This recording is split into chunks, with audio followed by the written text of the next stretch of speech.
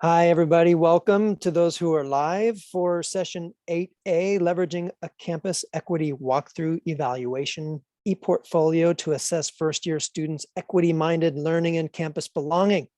Possibly the longest title in this conference. I'm not quite sure, but we're going to have an award for that, and it will be an alphabet.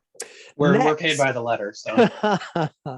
Next, I want to make sure that everybody knows a couple of the logistics before we get started. So we are being recorded, and we are doing so because we have colleagues who couldn't join us in real time, just as it's around 10 a.m. in New Zealand. I think it's almost 10 or 11 p.m. out in Ireland. And so our friends all around the world are either sleeping or having dinner or something like that, or they're doing their work. So we also have the captions running. For those of you who want to use Zoom's automated captions, just go to the bottom of your Zoom window and choose closed caption, and then the show subtitle link is what you'll want to select. It's optional, and we are going to make sure that people have what they need. Speaking of words, we want you to use yours. And so we encourage you to post comments, ask questions, share resources related to what our fabulous presenters are going to share, so that we can have more of a conversation than sit and listen, because they are active learners and presenters. And so with that, I will hand the talking stick over to Melissa Pirie and Andrew Lawrence to get us started.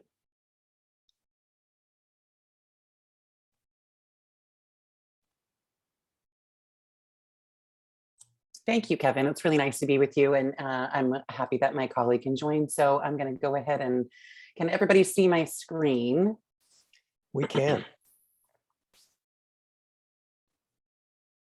Okay, so yes, thank you for noticing our very long title. We have borrowed one of our favorite words from a colleague that is with us today, the term leveraging. Dr. Reynolds is with us today, and she wrote leveraging the ePortfolio for integrative learning, a guide for faculty. So we love that term, and anywhere we can leverage things in education, we like to try and get away with it. So I am Melissa, and today I have with me Andrew Lawrence, also from Portland State University, and he is going to help walk us through this chapter that we recently co-developed. So because, as Kevin mentioned, not everyone can always be here synchronously, I would like to acknowledge the exceptional work of my co-authoring colleagues. I am the second author on the chapter that we're about to discuss, Oscar Fernandez being the first, Andrew Lawrence, who is with us, and Dr. Gail Ring, who I believe is in the audience today as well. Look for some insights from her if she wants to throw in her 2 cents on all the hard work she put in on this chapter. So thank you to this amazing collaborative writing team. Andrew and I were just reflecting on having this team, I think, really increased the quality of our work. The collaborative nature helped us sharpen our minds against one another as we proceeded through the chapter. And I think that it's a lovely piece of fabric that includes all of our perspectives around the topic we're going to discuss today. So we are going to take a look briefly, because I can't assume that everyone knows a lot about ePortfolios, and the vehicle for the activity, the structure, the support for our students in this particular case is the ePortfolio. And then we're going to talk a little bit about how it lends itself to transformational learning and its relationship to high impact practices. We're going to talk a little bit too about how our team searched and searched for the E in ePortfolio and saw lots of different analogies and equations around the E, but we never found one that was for equity. And so we're going to try to make a strong case that the E in ePortfolios can represent equity. We're going to take a look at the research context and the study aims, and take a look at the scaffolding of the tool itself that we utilize to support students. And then we will get into all the good components of the study itself, and hopefully we'll have some discussion. So in this particular article, we wanted to define what ePortfolio was. And so I'm using Dr. Ring, who is with us today's description of this, and that is that it's digital, that it contains evidence of the author's accomplishments, their experiences, and that all-important component of reflection. And what we utilized with the scholars in university studies was a learning portfolio as opposed to a showcase portfolio. So this is intended to surface their learning through those mechanisms of reflection so that they can see their own growth over time. And hopefully we can also see evidence of that. And Andrew will be talking about some of that evidence in a little bit here. And I want to thank Helen Chen for her thoughtful description of learning portfolios. As you can see on the right-hand side here, I have a list of these amazing AAC&U high impact practices. And I call this the quintessential high impact practice. I stole this from Terry Rhodes, who has worked in AAC for a long time, because ePortfolios have the capability to collate all the other high impact practices. And so that's why I find it such a significant part of that menu of practices that we can use to support our students' learning. I would like to have a little bit of an interface with you for just a quick minute. So if you have a device around, or you're able to gather the link here, I would love to know how many of us are actually using portfolios in some form at our current organization. Candace Reynolds, don't you go backwards. So if you have a moment, I would appreciate if you would take this, scan this little QR code and answer one single question. And I'll give everybody a minute or so to do that. If you have any issues with that, Andrew is keeping an eye on the chat, so let us know if there's any hard opportunity or a hard issues. Got it, Andrew? There you go. And then I'm going to stop sharing my screen really quick and pull up the results of that while we are all in the process. I'm curious, so curious. And I put the link in the chat for those people who couldn't read it and didn't have a device to scan. All right, so here are our results, if I may share the screen with you. So what we have is, and I'm so curious, yay. Okay, so 17% of people in attendance, ooh, more, here we go. About 30% have no ePortfolio use currently that they're aware of at their organization. About 29% limited, and 43% have prolific ePortfolio use. So that's kind of fun for us to situate this particular audience with the story I'm about to tell about ePortfolios. So that is very fascinating. Thank you for taking the time to participate in that with me. And I will continue on here. So now that we know the demographic, I think it's fun to talk a little bit about the history of ePortfolios. Just a quick look at the diffusion of innovation. So ePortfolios are absolutely, even though they're a high impact practice, considered an innovative practice in higher ed. And as you can see, I have 3 little stars on here. And to the left, I have a picture of an actual magnet on a fridge from University Studies, where they talk about reflecting on reflection since 1994. And I'm glad that Dr. Reynolds is with us here today, because she actually began this entire University Studies general education program we're going to talk about in a minute. And she founded most of the pedagogical curriculum on hinging this practice of reflection and leveraging it as much as she possibly could for the development of our learners and our faculty. So when PSU began portfolios, we were in this early group, the late 90s, right, where we started using ePortfolio practice. When I began my dissertation, where I was taking a look at portfolios in 2014, we were about 40% use. Well, you can see now in 2022, we are definitely down in the late majority and approaching 70% use of some type of use of portfolios across higher ed organizations in the United States. So it's kind of a fun way to take a look at how much we've grown with ePortfolio use as a set of organizations in order to support our students over the last 2 decades.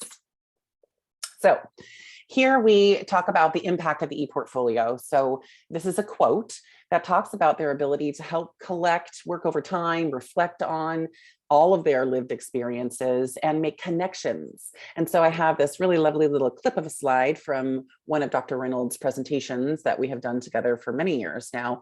This learning over time and learning across context with intention, this integrative learning is a significant outcome of ePortfolio impact on the learner.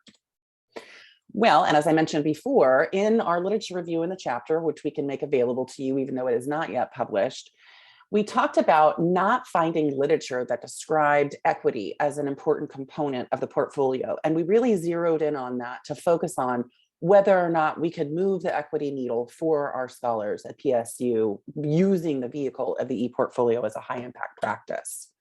So that high impact practice that university studies is participating in, that they use to build on the experiences and beliefs of their particular demographic of students, we know that high impact practices can support transformational learning. And in this particular way, we are using the description of transformational learning as their ability to understand relations of power and interlocking structures of class, race, and gender. So it's very unclear how students learn this. One of the really interesting metacognitive benefits of reflecting is that we begin to become aware of when we are learning a thing instead of just assuming we've always known it after the fact. So neurologically, we know that students become aware of things, but we weren't sure how. So we thought if we provided a structure that would allow us to capture the development of their awareness with a set of equity-minded questions in the campus equity walkthrough evaluation, that would help us see if their awareness does increase through the vehicle and the practice. So the self-reflection in the ePortfolio and equity, I would argue, cannot be pulled apart, right? So this is some quotes from our paper as well. But what we want to do is think about how equity-minded questions and self-reflection go together. Without them, potentially, the self-reflection is, I love this, ahistorical and colorblind.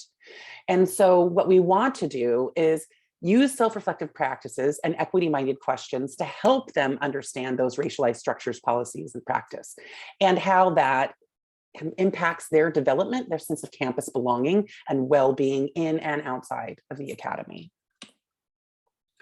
So the CEWE is what we call this campus equity walkthrough evaluation, the ePortfolio assessment. We were really motivated to see how students would describe their experiences with their own voices, utilizing their own thoughts and evidence. And so we hoped that we would bring some systemic change. And this is a multi-year study. So I think that's an important thing to point out. And that we really wanted to also be thinking not just about systemic change, but because we've been practicing ePortfolios for over 2 decades at PSU, how do we decenter the Eurocentrism of the practices we may have put in place and the ones that we also adopted when we took on ePortfolio development as a significant part of the pedagogy and curriculum? I really want to offer a great deal of honor to Veronica Kiefer-Lewis, who granted us the ability to utilize her initial paper walkthrough in order to make some retrofits for the campus equity walkthrough evaluation. Without her good work, we wouldn't be where we were today. So I wanted to recognize her previous work around these efforts.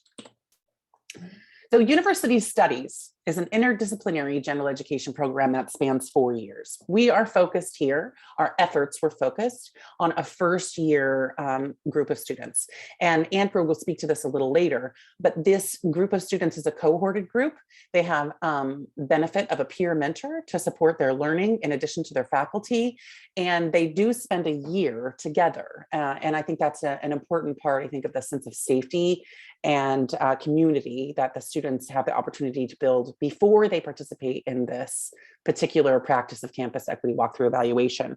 So it's interdisciplinary and it really focuses on self-efficacy, which we're going to come full circle to again towards the end.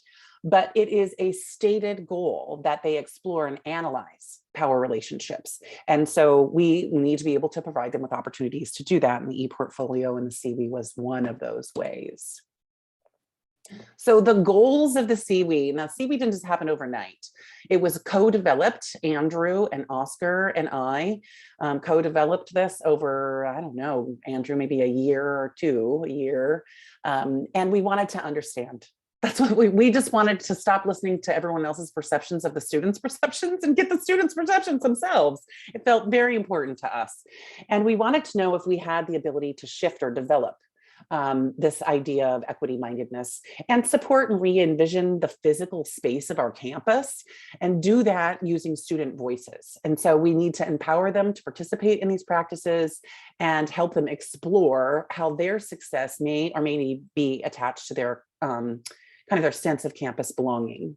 So we're giving them this opportunity to practice the self-reflection and that letting them know that what they have to say to us will be incorporated in systemic change at the level of the campus. So those were many of the goals, not all ad nauseum, but the most important ones. So right here, I'm just showing you the actual tool, the instrument, and we're going to take a look at some of the components over the next few minutes.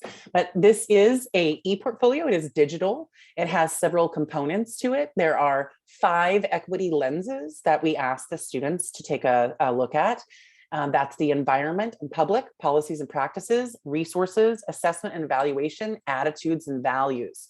So these holistic and modular lenses are the bulk of the type of guidance we give the student in order to prompt them to think about what it is they're experiencing and categorize that in some way.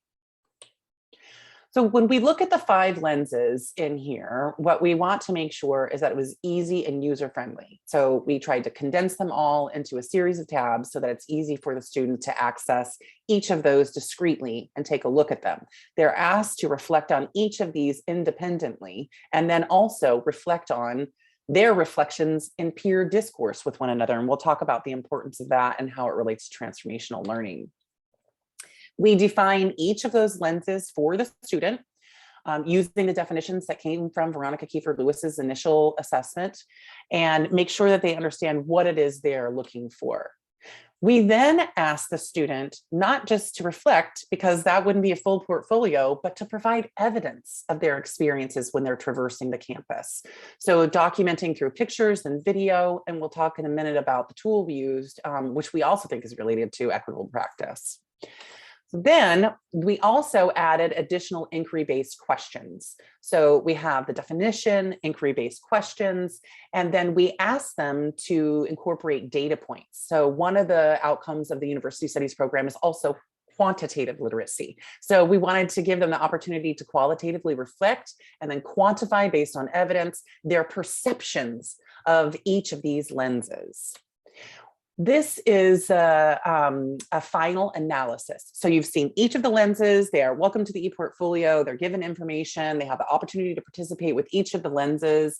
They have independent reflection. They have peer discourse around their reflections. And then they're asked to participate in a final analysis after they have completed all 5 of the sections. And so the language, of course, is meant to foster change in the way that they are sharing their thoughts with us. And we'll have some quotes later. It's modular, so you could utilize multiple tools in order to distribute this to your students. And again, it could be paper-based, as Veronica has done. And then we wanted to foster that team-based inquiry. So students complete the final analysis either individually or as a team, and they got to express their preference for that. But they do come up with a final quantitative score of the entire campus as a whole. So they're independently looking at the lenses, and they're also quantifying what's occurring there. So here then they take that final overall ranking of campus equity and then consider what they would call actionable items that they want to share with the people who are responsible for supporting and achieving campus well-being for our students. So I mentioned earlier that we wanted the students to be able to gather images and video evidence. So they had access through a centrally supported platform on campus to an app that worked on their phone, even if it didn't have wireless. This was, again, an essential part of that equity component, that no student be left behind. They could use iPads from that program, and they could take them out, even without wireless, anywhere they were, and gather that evidence that they then reflected on and put in context qualitatively and quantitatively. At this point, I am going to turn the screen over to our resident methods expert in this chapter, which is Andrew Lawrence. So Andrew, I'm so excited. Let's go for this. Please let me know if I can help you with the slides. Yeah, absolutely. Thanks so much, Melissa. So I always like to start out by talking about the limitations of the study rather than the methods or something else, because I feel it's really useful context to kind of constrain, or rather know where our thoughts were constrained when doing the study. So the first thing to point out is that this study did have some demographic limitations in that we only studied students on PSU's physical campus. And remember, this was also pre-COVID when the study was done. It was also only done inside of or within the greater context of Dr. Fernandez's course. And naturally, I think one area we would love to expand this research in the future is to see what happens when, an even more kind of diverse array of instructors utilize something like this assignment or this assignment. So the study was also limited, of course, in time. I wanted to call out that one thing that was slightly odd about the timing here is that students were only studied in the spring term. Melissa reminded me earlier today that that is largely because they were in a year-long program through UNST and then, or excuse me, is part of Oscar's course. And then naturally, he wanted to be able to survey the students after they'd have time to do the assignment and so forth. The methodology was also limited in the study naturally, as in we used pre and post survey analysis as well as analyzed short answer responses, but we did not, for example, conduct things like informational interviews or video the students or anything like that. And then I added here a line about what I think about as conceptual limitations, which is just to say that we were coming at this whole study with a lot of the assumptions of the equity lens framework in mind. And we also knew, I believe, even going into the study, that it was going to be important to us to use in vivo style coding, which really emphasizes, or rather the entire point of that style of coding is to capture the students' words exactly as they said it, rather than making any kind of qualitative interpretation on them. Could you go to the next slide, please, if you wouldn't mind? So here are the methods that we did use as part of this study. I mentioned some of them briefly, but we used in vivo coding, which if you want to do some more research on your own, it's also called verbatim coding, sometimes natural coding, or I believe it used to be called emic or coding. And basically consists of utilizing the participants' words or short phrases from the actual language found in the qualitative data record. We also used open coding. So this is a very common methodology in this type of research, of course. So here we're just looking for kind of open themes and patterns from the actual data itself. And then doing a thematic analysis on our codes. So trying to isolate prominent themes and interpreting the analysis of the categories that seem to emerge from the data. And then we also use comparative data analysis to kind of help improve the internal validity and so forth. And as you can see there, I've also noted some places for further reading if you're curious. So next slide, please. You ready? So here's what happens essentially in the study. We began with students answering an anonymous pre-learning survey. So this was done by Dr. Fernandez at the beginning of spring quarter. And then step 2, the students completed the CEWE, they completed the exercise. And then thirdly, they reflected on the CEWE in a summative essay.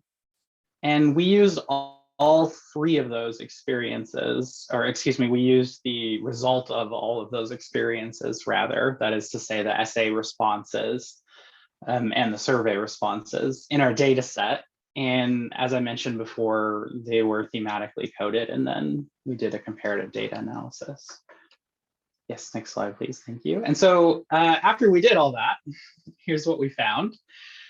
3 kind of global themes emerged. The first one is that before completing the CEWE, there was this really strong tendency for students to define both equality and equity interchangeably with fairness, or this idea of fairness or what's fair.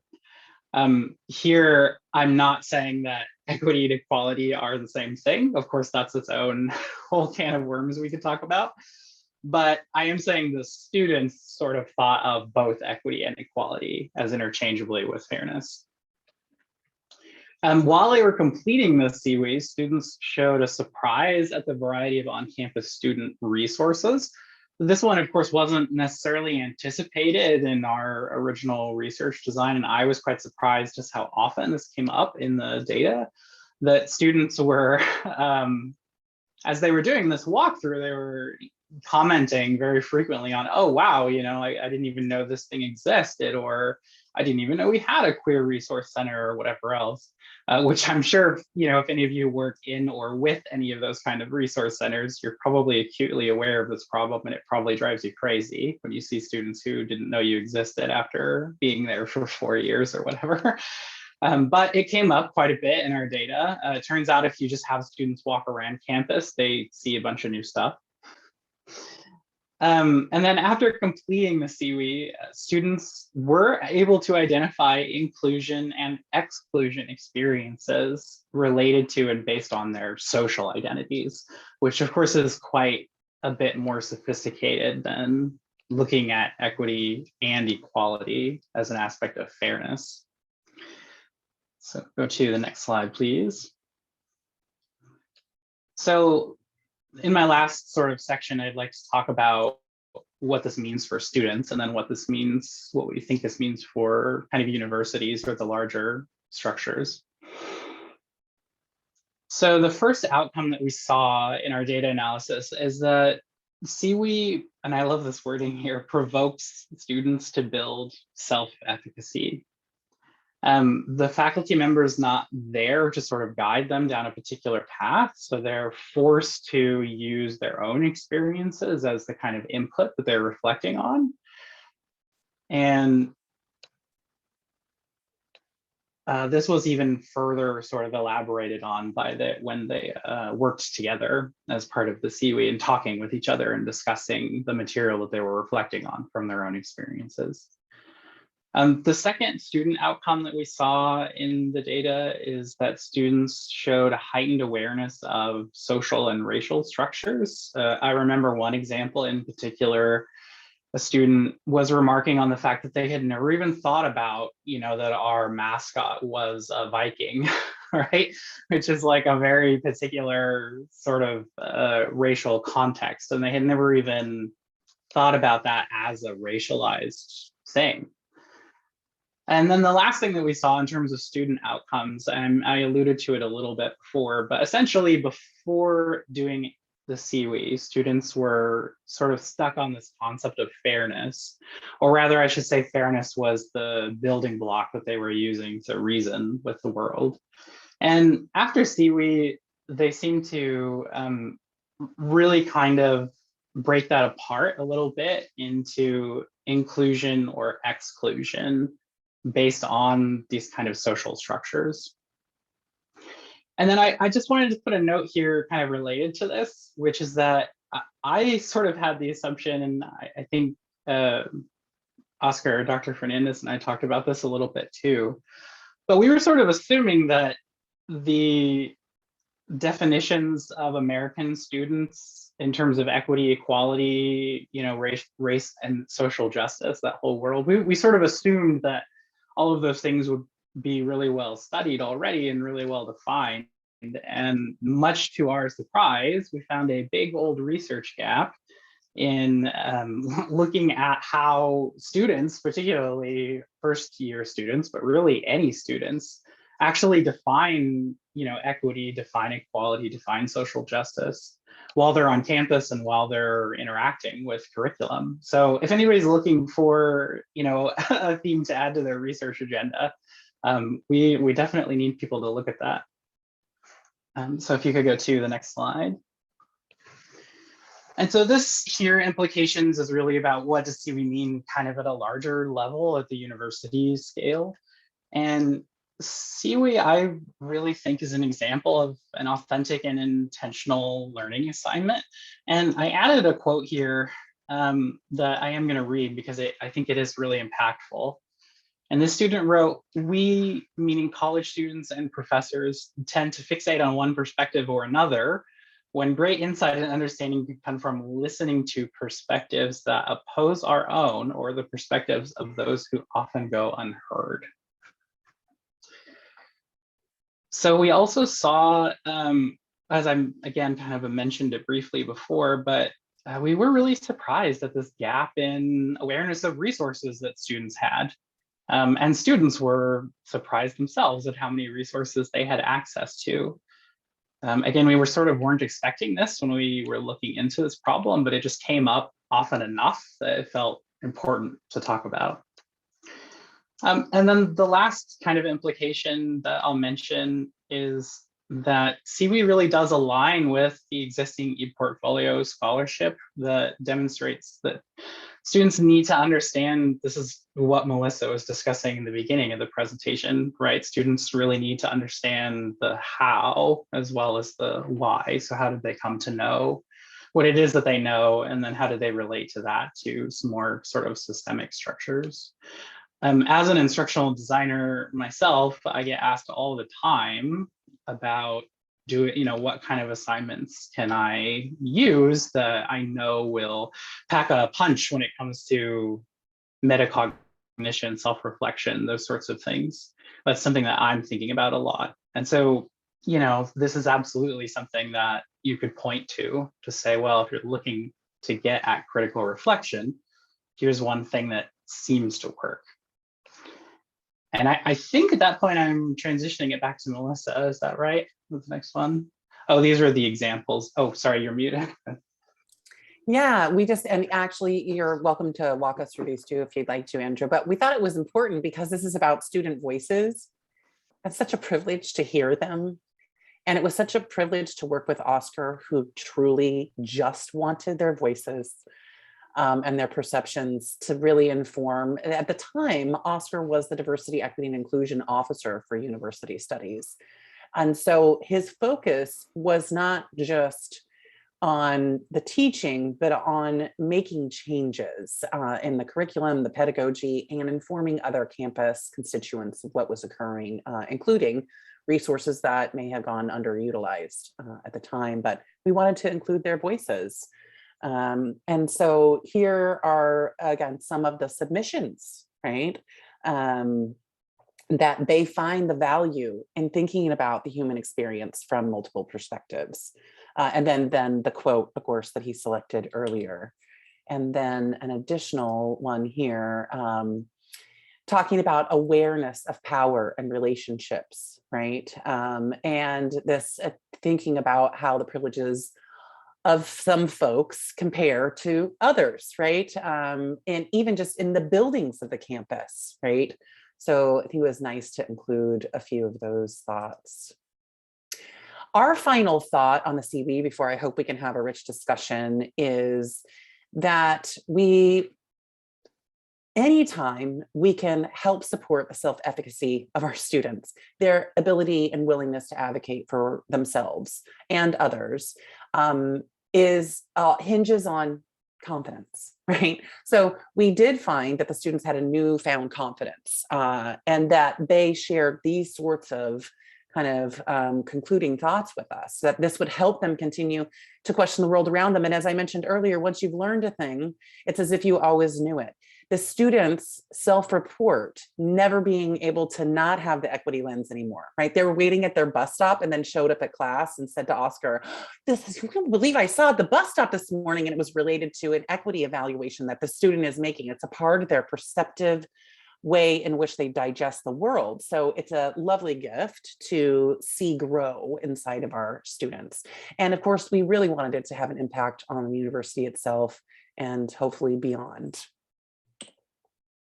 A note here before we move into discussion that I've had the privilege of working with Kevin off and on the last few months to start thinking about the impacts of the campus equity walkthrough and how those could somehow be replicated in online environments.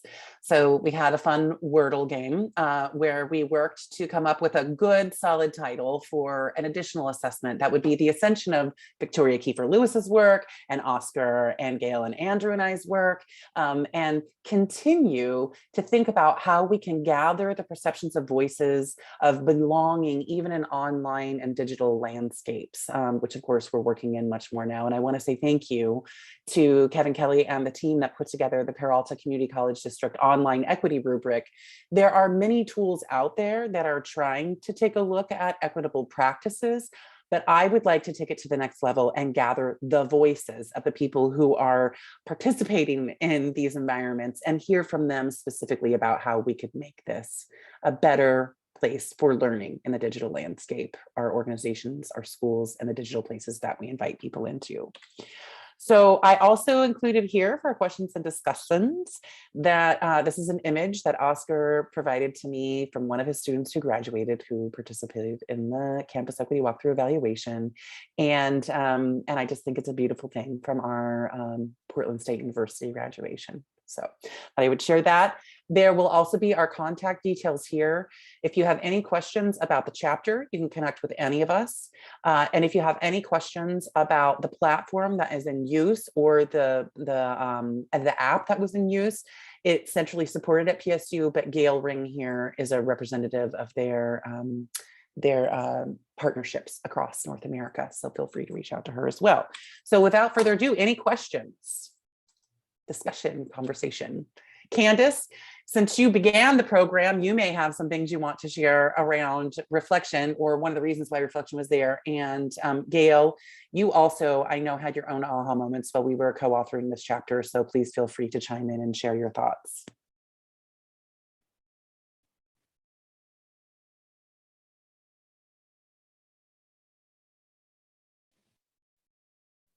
I can't really add a single thing to what you and Andrew have presented so beautifully. So, you know, I think you guys, you did us all very proud. And it was a joy to work on this project. And I learned a lot. Any questions? Is anybody currently using a student perception tool of any sort at their school? It doesn't have to be digital, but I'm curious if you are here today because you're wanting to participate in those practices, or if you have some sister, I like to call them sister practices, twin practices on your campus.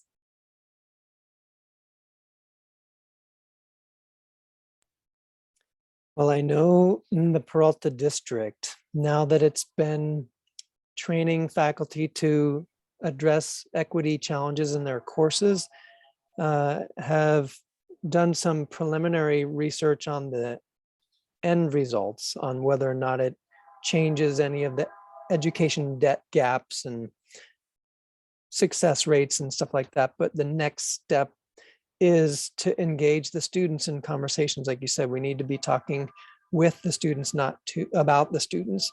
And so ideas have floated around data collection, maybe surveys or things like that. But I think what you all have demonstrated is that it might be more powerful to have them share evidence along with their perceptions, so that there's something that we can either point to in terms of, hey, this is a great example of how we can support our students, or other aspects of the process. So thanks for highlighting that aspect of what you all have done, so that we can kind of carry it forward in our own ways at our own institutions. Thank you. I'm just so proud of, so I just want to say too, that the campus equity walkthrough evaluation has been made available at the global level. I saw one of the questions was there pushback? Did anybody want it? So because the system is centrally supported, we made the ePortfolio available to anyone who wants to take it and utilize it in their classes. I actually don't know how many people are using it, because this is a private assessment and it's learner owned and then is agreed to be shared with us.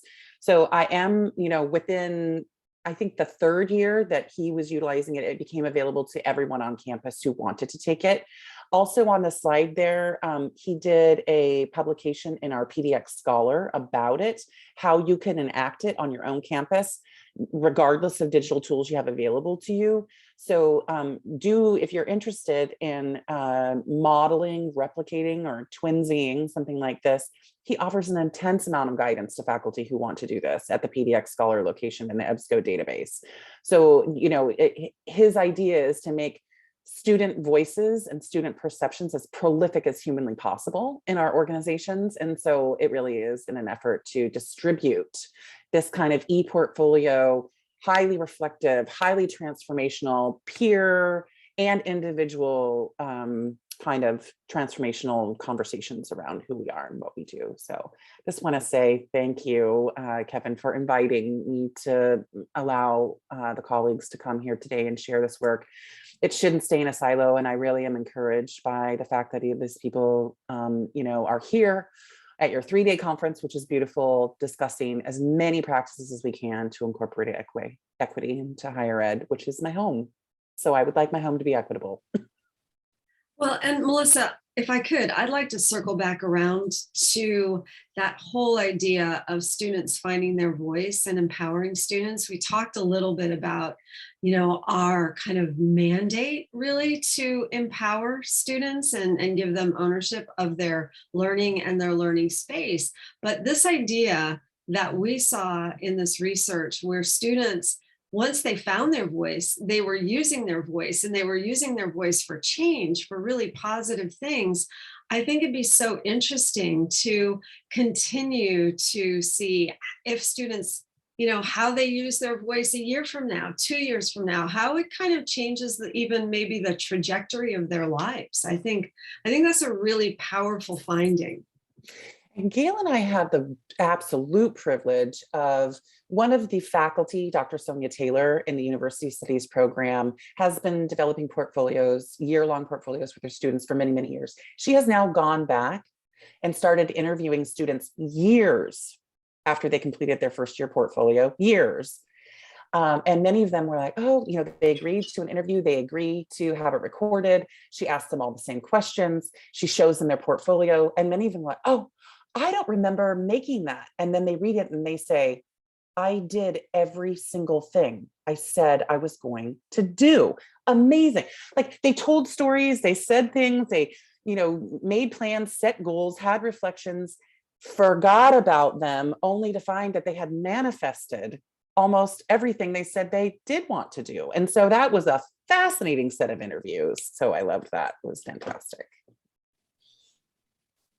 And I just popped in the chat because we're talking about it. On Friday at 3 p.m. Pacific, we're going to have a student panel where it's called The Student Perspective, What Equity Means and How We Can Foster It. So I'm hoping that some of you who have been doing this work can show up and ask some questions that we may not have included in our kind of preset questions to get students thinking about equity in different ways. Yes. Melissa and Andrew, thank you so much for sharing your research. And it's fantastic to see that we are now in the ePortfolio space going beyond just having anecdotal evidence of what equity means and how it can be and what impact it has, but really getting into that research state and seeing the data come through, and therefore then also being able to have a bit more substantial evidence of the impact. So thank you. Thank you. It's nice to see you. Any other questions, comments, thoughts, wish list? Somebody need a new full-time person at their campus to help with this? Not me. I'm just saying we all need another full-time person in our pocket, don't we? Yes, we do. Or maybe we don't need another person. Maybe we just need to listen to our students' voices more deeply and give them the opportunities to share those voices. There is that. 100%. One other plug I'll give. Earlier today, there was a session by Moreno Valley College, which is in Riverside County, California. And they talked about how they took the Peralta equity rubric and brought it to the staff level and created training for staff to consider equity for those experiences that online learners have outside the classroom, whether it be student services in an academic sense and student services in a non-academic sense. But it's really because your CEWE looks at, hey, what are you seeing on the walls when you walk around campus? You're really encouraging, again, everybody to think that the student experience is not enclosed within the four walls of a physical classroom or the four walls of a canvas tile. So again, thanks for bringing that to our attention. And yes, Christina, faculty members are also learners. Hopefully we all are. Yes. What was that session, Kevin? I want to make sure I get to the recording of The that. recording, it's called, What one time moment. was that? You know? It was, I believe, right before this one. I think it was Okay. at 2 o'clock, and Brielle Plump was the lead. There we go. Evolving online equity rubric. Right. Perfect. Thank you, Moreno. There's so many good sessions. I know. And So many good ones. I'm a Gemini, but I can still only be in one place physically. So You can't Hogwarts yourself into 2 places? Come on. not yet. But I would like to just take this moment, since we have reached time, to thank Melissa and Andrew for the engaging presentation and conversation. This recording will be available, and we're saying hello to all of you who just finished watching it. And the Padlet link, we popped it in the chat, but it's also on the website for you to engage with comments or questions for Melissa and Andrew and the team, that we can do this asynchronously and continue it. We have one more time slot in our equity conference today, so we hope that you'll all take a brief bio break, maybe do a jog around the block, grab a glass of water or coffee, as some people hinted earlier, and then join us again at 4 p.m. Pacific for our next session. So I'm going to stop the recording, but thank you. Thank you so much. Thank you, everyone. Christina, it was lovely to see you. Candace, you, Gail, Nice seeing you Andrew, again. thank you for being my comrades. And thank you, everyone, for attending and listening. Greatly appreciated. Take care. See ya.